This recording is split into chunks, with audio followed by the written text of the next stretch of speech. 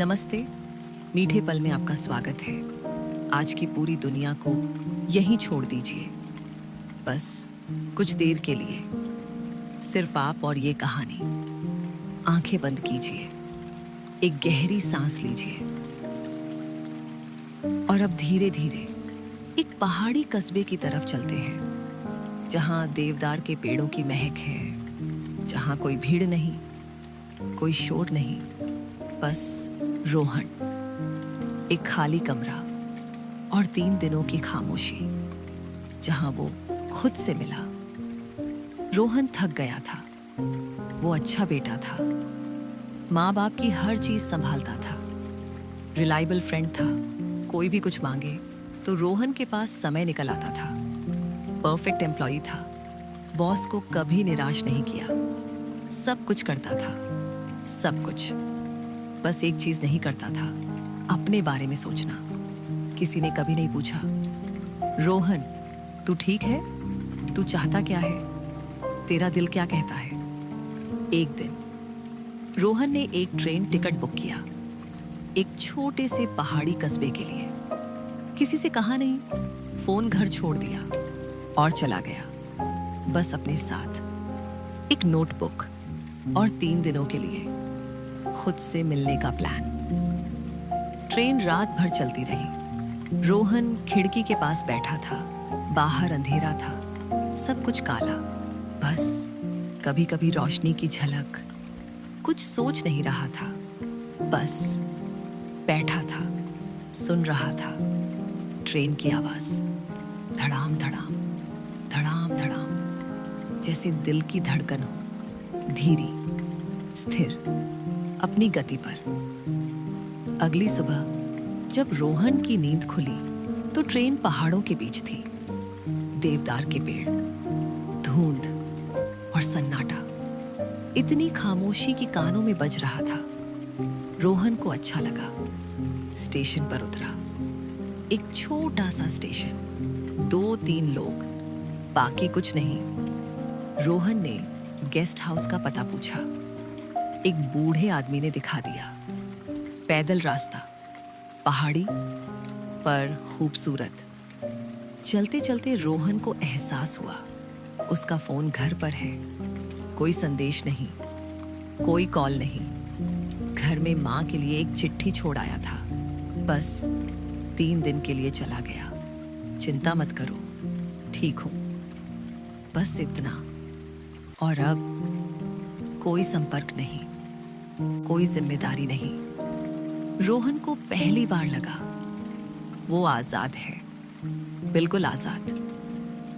Guest house एक छोटा सा घर था, लकड़ी का, बालकनी थी। वहां से पहाड़ का नजारा दिखता था।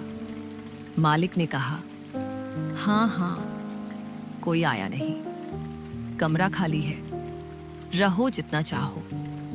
रोहन को लगा शायद ये जगह उसका इंतजार कर रही थी। उसने कमरा ले लिया, सादा सा, एक बिस्तर, एक कुर्सी, एक खिड़की और सन्नाटा। इतना सन्नाटा कि सुनाई दे रहा था। पहला दिन, दोपहर हो गई थी।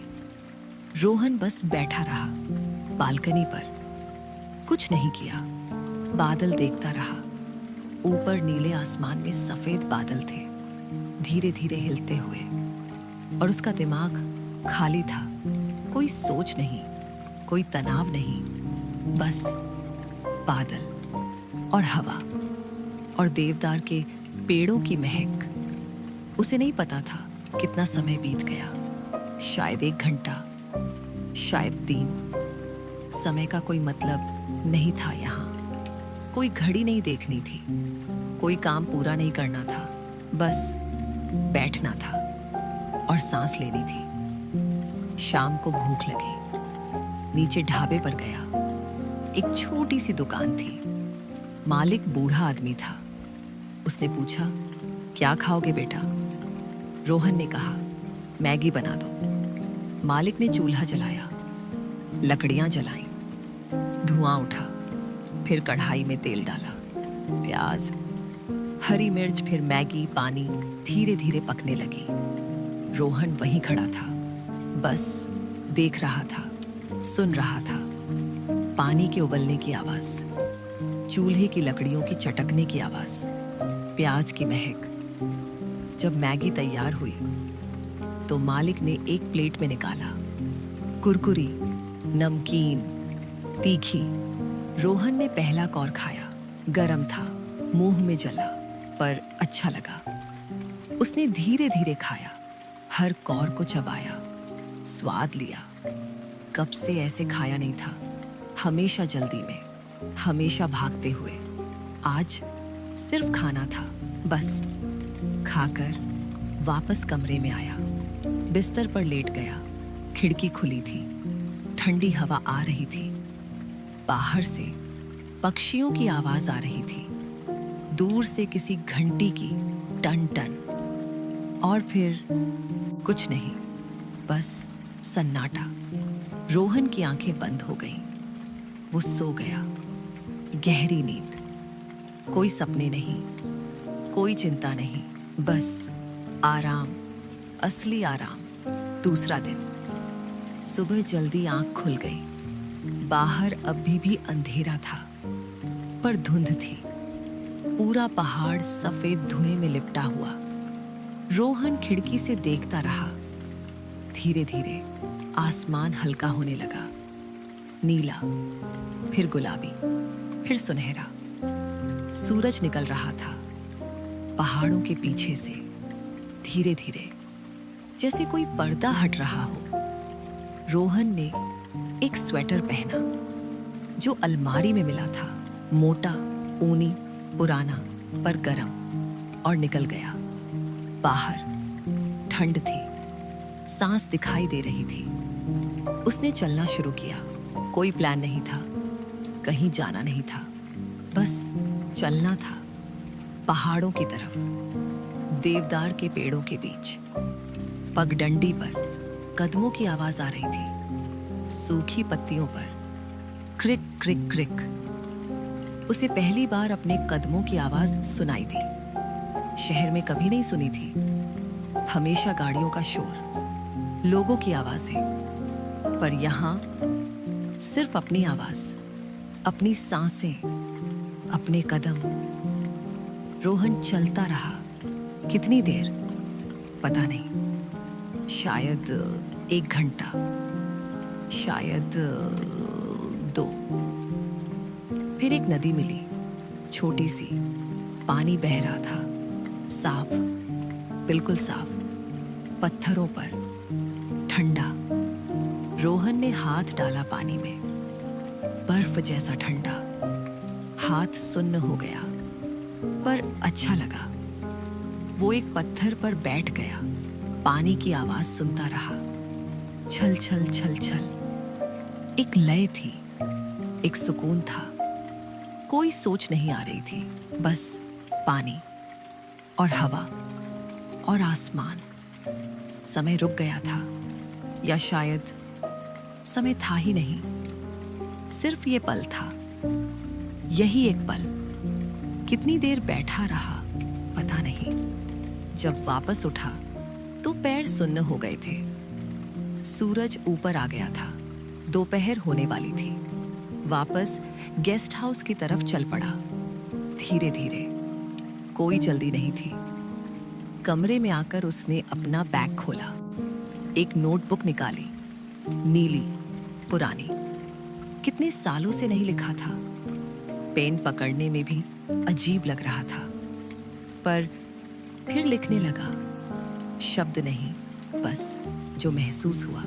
उसने लिखा, आज सुबह बादल थे, धुंध थी, सूरज निकला, मैं चला। कहाँ पता नहीं। एक नदी मिली, पानी ठंडा था, मैं बैठा था बहुत देर। कोई सोचना नहीं था, कोई करना नहीं था, बस मैं था। और वो नदी थी, और पानी बह रहा था, बस। नीली स्याही, कागज पर पेन की खरोंच सुनाई दे रही थी, और उसे लगा वो बात कर रहा था खुद से। पहली बार, सालों में पहली बार। शाम को फिर मैगी खाई, फिर सोया, पर इस बार नींद और भी गहरी थी, जैसे शरीर जान गया हो अब आराम करना है, बस आराम। तीसरा दिन, आखिरी सुबह। रोहन जानता था आज वापस जाना है। ट्रेन शाम को थी, पर सुबह वो फिर से नदी की तरफ गया। आखिरी बार। इस बार उसने अपने साथ कुछ लाया। कोई सामान नहीं, कोई बैग नहीं, बस एक ख्याल। एक ख्याल जो सालों से उसके साथ था। भारी, बहुत भारी। नदी के पास बैठ गया, वही पत्थर पर, और सोचने लगा, ये बोझ क्या है, ये बैग क्या है जो वो ढो रहा है। मुझे अच्छा बेटा होना चाहिए, हमेशा माँ बाप की सुननी चाहिए। मुझे अच्छा दोस्त होना चाहिए, सबकी मदद करनी चाहिए। मुझे अच्छा कर्मचारी होना चाहिए, काम कभी मना नहीं करना चाहिए। मुझे सफल होना चाहिए, खुश दिखना चाहिए, कभी थकना नहीं चाहिए, कभी रोना नहीं चाहिए। ये सब, ये सारे चाहिए, ये सारी अपेक्षाएं कहाँ से आईं? किसने दी? माँ ने, बाप ने, दोस्तों ने, समाज ने, या खुद ने उठाई थी? शायद सबने, शायद खुद ने, पर अब बहुत भारी थी।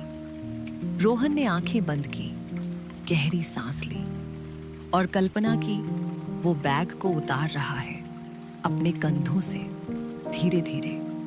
एक एक चाहिए को, एक एक बोझ को निकाल कर नदी के किनारे रख दिया। पत्थरों के पास, पानी के पास, यहाँ पहाड़ों में, सन्नाटे में, जहाँ कोई नहीं देखेगा, कोई नहीं पूछेगा। और जब आंखें खोली तो रोहन को लगा कुछ हल्का हो गया है। बैग गायब नहीं हुआ, ये सच है, पर अब वो साथ नहीं चल रहा। अब वो यहीं रह गया, नदी के पास, और अगर कभी जरूरत पड़ी तो वापस ले सकता है। पर अभी के लिए वो अकेला है, बिना बैग के, बिना बोझ के। उसने फिर से पानी में हाथ डाला, ठंडा पानी, साफ पानी, और मुस्कुराया। पहली बार इन 3 दिनों में वो सच में मुस्कुराया। दोपहर को गेस्ट हाउस वापस आया, सामान बांधा, मालिक को धन्यवाद कहा, नोटबुक वहीं छोड़ दी मेज पर। मालिक ने पूछा, ये क्यों छोड़ रहे हो? रोहन ने कहा, अगली बार आऊंगा, तब पढ़ूंगा और फिर से लिखूंगा। मालिक मुस्कुराया, जरूर आना। रोहन ट्रेन में बैठा था, खिड़की से बाहर देख रहा था। पहाड़ धीरे धीरे पीछे छूट रहे थे, छोटे होते जा रहे थे, पर अंदर बहुत कुछ बदल चुका था। उन 3 दिनों में जो उसने अकेले बिताए थे, बिना किसी से कहे, बिना किसी से पूछे, बस अपने लिए। घर पहुंचा तो रात हो गई थी। दरवाजा खोला, माँ रो रही थी। कहाँ चला गया था? कुछ कहा भी नहीं। हम कितना परेशान हुए, पर रोहन ने गले लगा लिया। माँ, मुझे बस खुद से मिलना था, और अब मिल चुका हूँ। अब मैं ठीक हूँ, वादा करता हूँ। माँ को समझ नहीं आया, पर उसने देख लिया। रोहन की आंखों में एक नई चमक है, एक नई शांति, एक नया सुकून। कुछ दिन बाद दफ्तर में बॉस ने कहा, रोहन, एक और प्रोजेक्ट है, बहुत जरूरी है, तुम संभाल सकते हो ना? रोहन ने पहली बार, सालों में पहली बार कहा, नहीं, मैं नहीं संभाल सकता, मेरे पास समय नहीं है, किसी और को दे दीजिए। बॉस हैरान रहा, चौंक गया। क्या तुम मना कर रहे हो? रोहन ने कहा, हाँ, मना कर रहा हूं। और अजीब बात यह थी, रोहन को कोई डर नहीं लगा, कोई गिल्ट नहीं हुआ। उसने एक नियम बनाया, हर महीने एक दिन सिर्फ अपने लिए, कहीं भी नहीं, बस घर पर, फोन बंद, किसी से बात नहीं, चाय पीना, किताब पढ़ना, खिड़की से बाहर देखना, बस इतना। और ये एक दिन पूरे महीने को रोशन कर देता था। रोहन बदल नहीं गया। वो अब भी अच्छा बेटा था, अब भी अच्छा दोस्त था, अब भी अच्छा कर्मचारी था, पर अब वो अपने लिए भी था। और ये सबसे बड़ी बात थी, क्योंकि उसे पता चल गया था अकेले रहना कमजोरी नहीं है, ये जरूरत है। और खुद के लिए समय निकालना स्वार्थ नहीं है, ये जिंदा रहना है। कुछ बोझ ऐसे होते हैं जो हम खुद ही उठाए रहते हैं, और कभी कभी उन्हें छोड़ने के लिए किसी पहाड़ की जरूरत नहीं होती। कभी बस थोड़ा वक्त, थोड़ी खामोशी काफी होती है। जब हम खुद से कहता है मैं ठीक हूं, मैं भी मायने रखता हूं, उसके बाद सब कुछ बदलता है। हमेशा के लिए नहीं, पर अपनी रफ्तार से, अपनी खामोशी में। मीठे पल से आपको शुभ रात्रि। अगली कहानी जल्द आएगी। तब तक बस अपने से प्यार करिए।